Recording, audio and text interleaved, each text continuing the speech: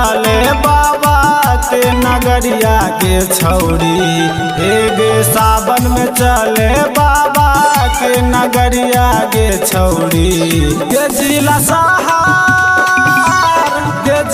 शहर साके बारी जो कबरिया के छौरी। जिला खगड़िया के बारी जो कबरिया के छौरी। एगे पिन्हिल गेरुआ रंग के सवरिया गे छौरी। एगे पिन्हिल गेरुआ रंग के सवरिया गे छौरी। जिला बलिया गे जिला बलिया के बानी जो कबरिया गे छौरी।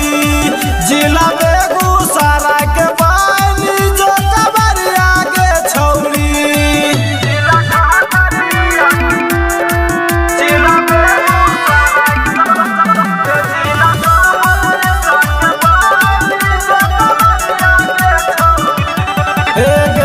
पहिला सोमार के छौरी ढारा भीजे जाल गे।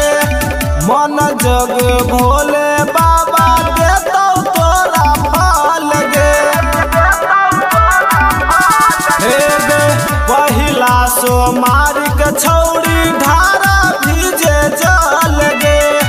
मन जोग भोले बाबा देतौ तोरा फल गे। फिर देतो बाबा पर नजरिया गे छौरी। एगे फेर दे तो बाबा तोरा पर नजरिया गे छौरी। जिला दरभंगा के बानी जो कबरिया गे छौरी। जिला मधुबनी के बानी जो कबरिया गे छौरी।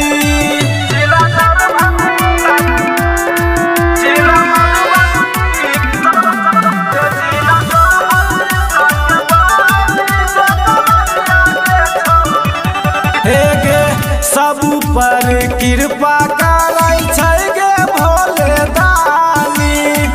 जाई के सुनै है अपन दुख के कहानी। गे सब पर कृपा करै छै गे भोले दानी। जाई के सुनै है अपन दुख के कहानी।